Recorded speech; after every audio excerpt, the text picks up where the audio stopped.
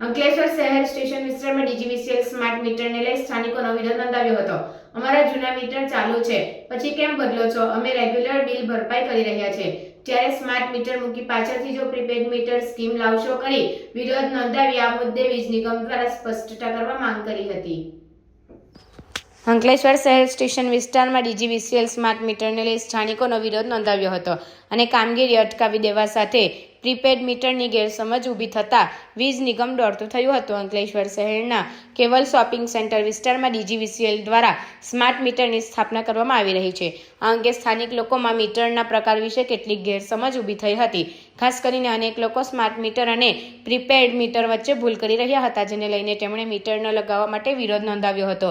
જેની જાણ ડીજીવીસીએલ અધિકારીઓને થતાં તેઓ સ્થળ પર દોડી આવી આ અંગે સ્પષ્ટતા કરતા જણાવ્યું હતું કે સ્માર્ટ મીટર અને પ્રીપેડ મીટર વચ્ચેના તફાવત અંગે સમજ આપી હતી. સ્માર્ટ મીટરે સ્પષ્ટતા કરી કે સ્માર્ટ મીટર એ આધુનિક મીટર છે, જે એક એપ્લિકેશન વડે ગ્રાહકને તેના વીજ વપરાશની ઓનલાઈન માહિતી આપશે. એટલું જ નહીં, વીજ નિગમ પણ તેને ઓનલાઈન જાણી શકશે. આ મીટરની વિશેષતા એ છે કે ગ્રાહકો સ્માર્ટફોન પર તેને એપ્લિકેશન ડાઉનલોડ કરીને પોતાનો વિદ્યુત વપરાશ, બાકી બિલ અને બીજી મહત્વપૂર્ણ વિગતો ચેક કરી શકે છે. આ પ્રણાલી વિદ્યુત ઉપયોગના વધુ પારદર્શક અને સટીક આંકડા પ્રદાન કરે છે, જેના માધ્યમથી ગ્રાહકો તેમના બિલિંગ અને વપરાશ સંપૂર્ણ નિયંત્રણ ધરાવી શકે છે.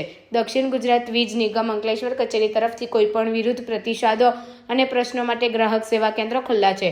ગ્રાહકો મીટર પર સંપૂર્ણ નિયંત્રણ મેળવી શકે છે અને તેઓ પોતાના વિદ્યુત વપરાશ અને બિલિંગનો સંપૂર્ણ ટ્રેક રાખી શકે છે. ત્યારે ઉલ્લેખનીય છે કે અંકલેશ્વરમાં 2000થી વધુ સ્માર્ટ મીટર લગાવવામાં આવી ચૂક્યા છે અને આ પ્રક્રિયા ચાલુ રહેશે. વધુમાં હવે પ્રતિમાસ વીજ બિલ આવશે.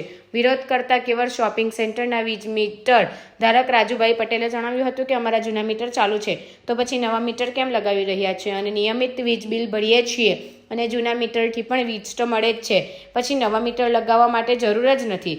સરકાર પણ પ્રીપેડ મીટરની ના પાડી ચૂકી છે, ત્યારે સ્માર્ટ મીટર વડે પ્રીપેડ સેવા ઊભી થાય તેવી અમારી શંકા છે. મારું નામ મારું નામ પ્રદીપસિંહ તોમર છે.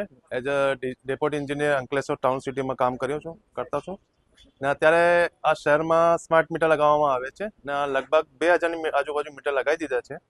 અમુક જગ્યા અમુક વિસ્તારમાં લોકોને થોડીક મિસઅન્ડરસ્ટેન્ડિંગ છે સ્માર્ટ મીટર બાબતે.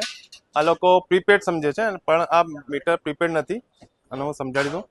આ ઓનલી ફક્ત તમારા જે સ્ટેટિક મીટર લાગેલા છે એવા જ કામ કરશે. ઓનલી ફોર અને સ્માર્ટ છે મીન્સ અને એપ્લિકેશન થ્રુ તમે એને મોનિટરિંગ કરી શકો છો. આમાં કંઈ બીજી તકલીફ નથી અંદર. સેમ એઝ ઇટ ઇઝ તમારા જે જૂના મીટર લાગેલા છે અને રીતે જ કામ કરશે અને અંદર કંઈ છુપાવવા એવી કંઈ વસ્તુ નથી. ના, આ સ્માર્ટ ઓનલી ફક્ત તમારા પ્રીપેડ મીટર છે. સોરી, હા, મતલબ પેલા પોસ્ટપેડ વાળા મીટર છે અને અંદર બિલ આવશે.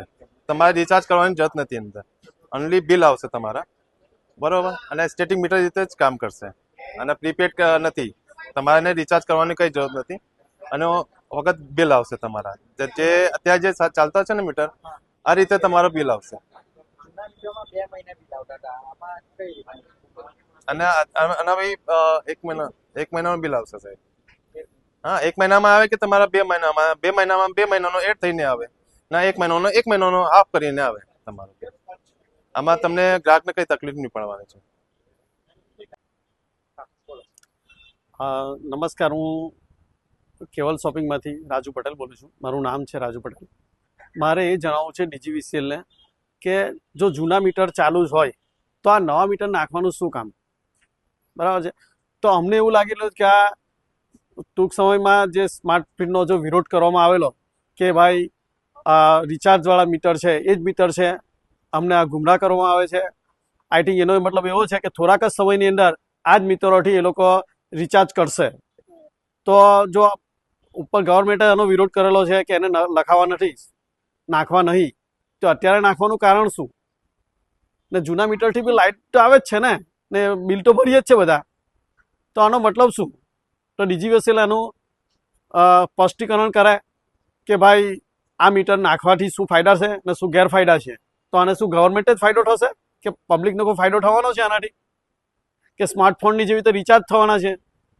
જો ભવિષ્યમાં આ જ મીટર રહેવાના હોય તો અમે એનો વિરોધ કરીએ છીએ કે ભાઈ આ મીટરની જરૂર નથી અમારે. રિચાર્જવાળા મીટરની શું કામ છે? પબ્લિક શું થોડા સમયે રાત પડશે, અંધારું થઈ જશે એટલે પોતાનું કામ ધંધો બંધ કરી દેશે? રિચાર્જ પટી જશે તો શું કરશે? કોઈના ખિસ્સામાં પૈસા ના હોય તો શું કરશે?